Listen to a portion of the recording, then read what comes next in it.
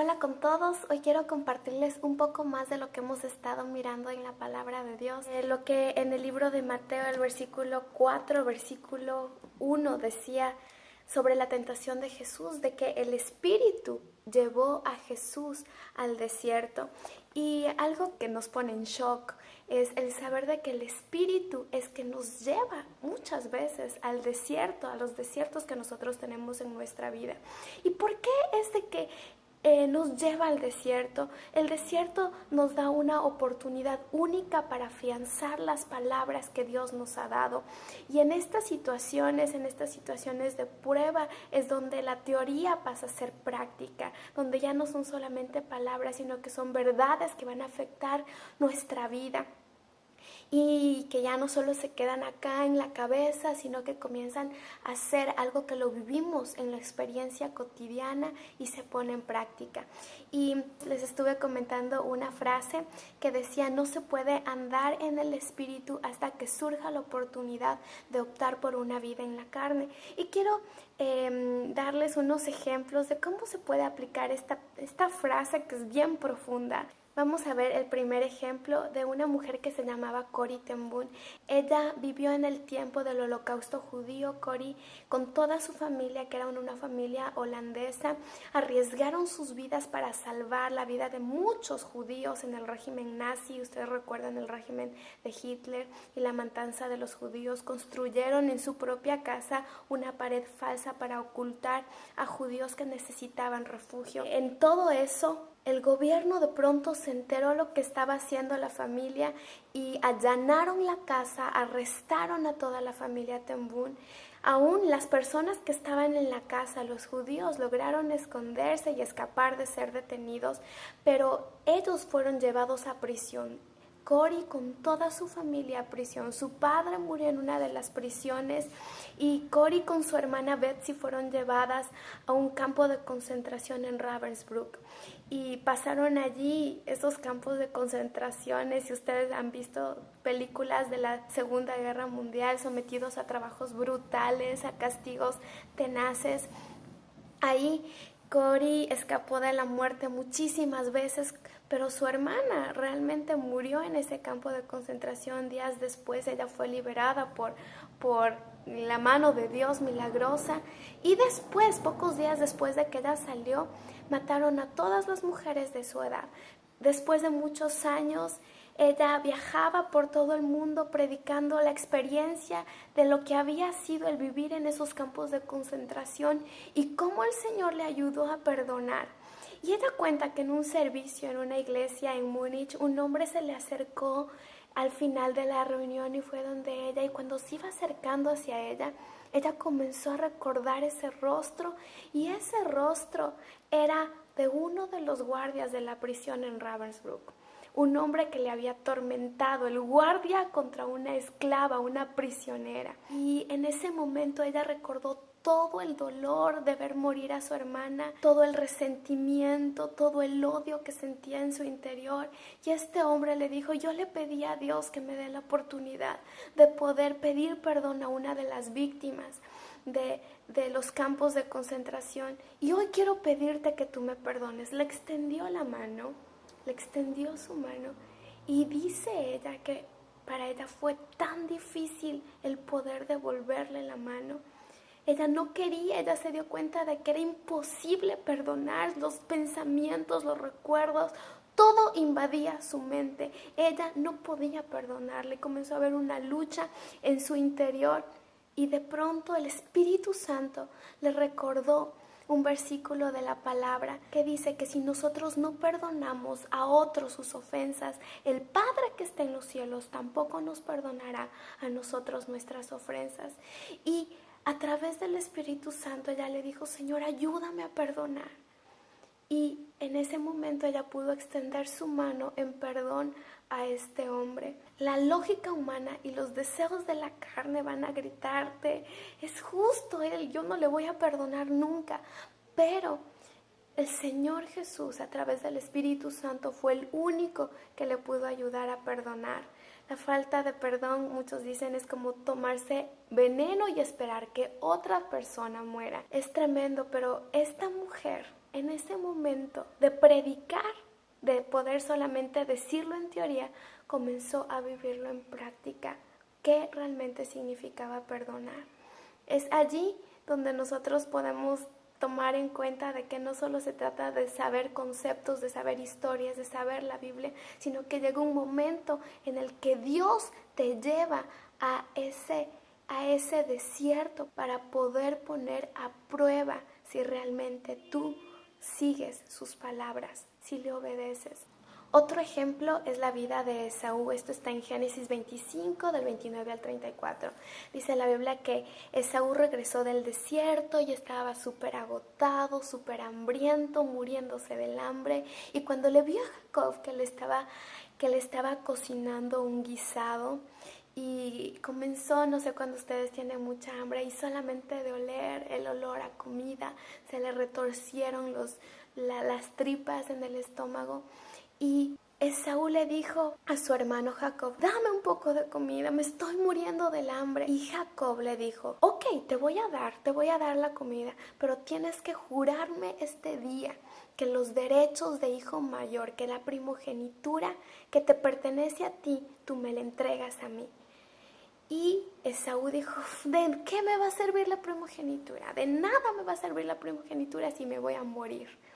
Y ese día vendió su primogenitura.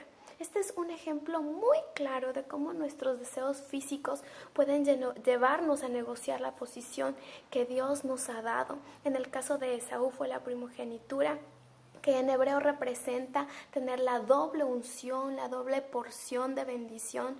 Todo primogénito era alguien que le tocaba la bendición espiritual, material, física, y el primogénito iba a ser la cabeza de la familia. Pero ustedes pueden decir, pero ¿qué de malo tenía el que Esaú estaba muriéndose del hambre y su hermano le quería dar algo de comida?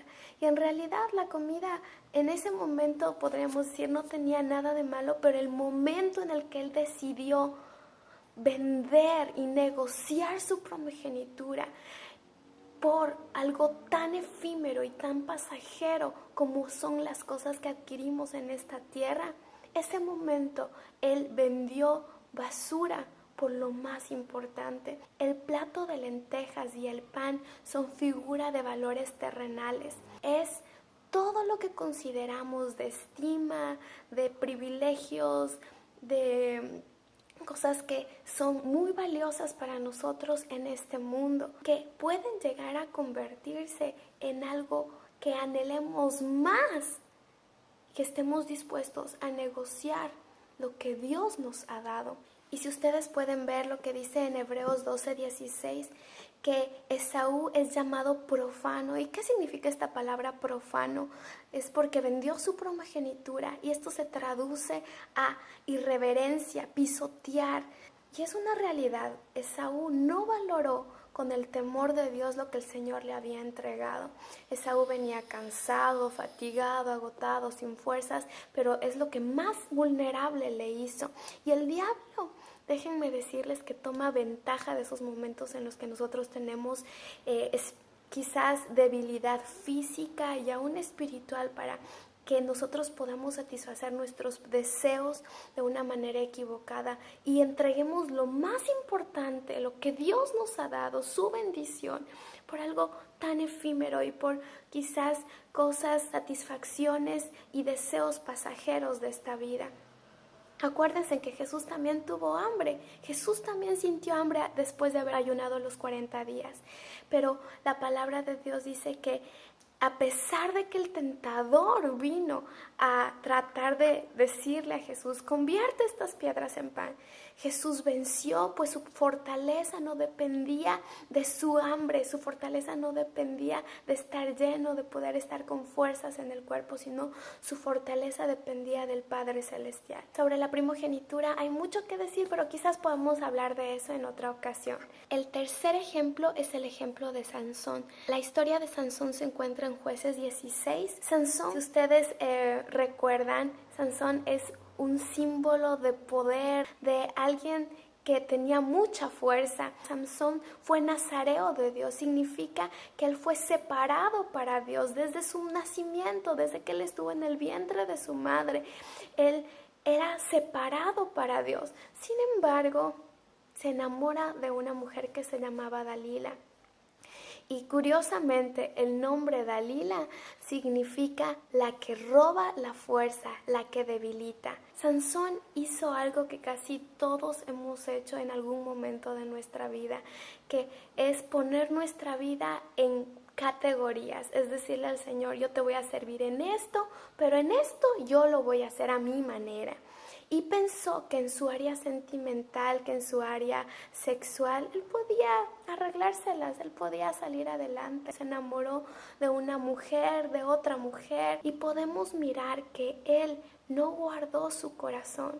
Si algo podemos aprender de la vida de Sansón, es que importa mucho de quién nos enamoremos y con quién pasemos el resto de nuestra vida, porque nos puede o destruir o llevar a un nuevo nivel en Dios. Y Sansón finalmente traicionó quien era la fuente de su fuerza. La única fuente de su fuerza era el Espíritu de Dios. Y quiero explicarles cuál es la diferencia entre ser tentado y ser probado, que son cosas diferentes, pero que muchas veces van juntas.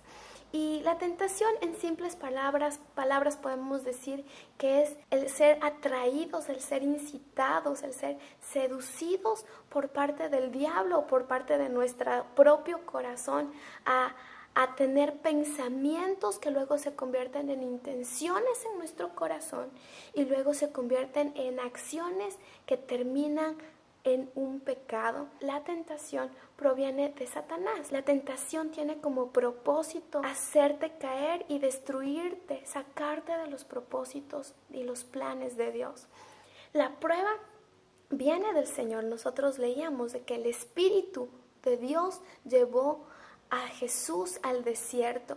La prueba viene de parte de Dios, pero es con otro propósito, con el propósito de hacernos madurar, crecer, de que nos fortalezcamos, de que nos convirtamos en gigantes en la fe. Es en el desierto donde se prueba nuestra fe, donde se prueba nuestro carácter, donde se prueba nuestra paciencia, la humildad, la confianza que tenemos en Dios, donde se pone a prueba en verdad, si somos fieles a la palabra del Señor. Ahora, el enemigo quiere aprovecharse de esos momentos en los que nosotros estamos siendo probados para doblegarnos y para que le fallemos al Señor.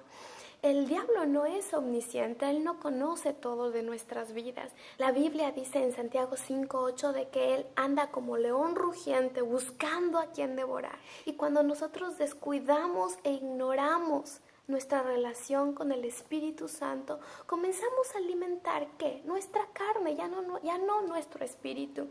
Y cada vez nuestro espíritu se hace más débil y somos más propensos a fallarle al Señor. La Biblia también dice que no nos ha sobrevenido ninguna tentación que no sea humana, sino que fiel es Dios, que no va a permitir que seamos tentados más allá de lo que podamos soportar, sino que aún con la tentación Él proveerá también una vía de escape a fin de que podamos resistir. Vamos a tener una vía de escape, y la vía de escape en medio de la tentación es cuando nosotros somos fuertes en el Espíritu.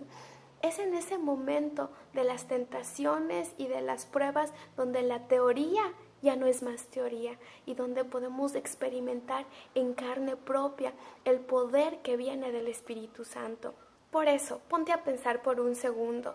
Tú no puedes ejercer autoridad hasta que no te encuentres en una situación en la que demande que seas firme espiritualmente. Y esa es la oportunidad que el desierto nos provee para afianzar las palabras que el Señor nos ha dado.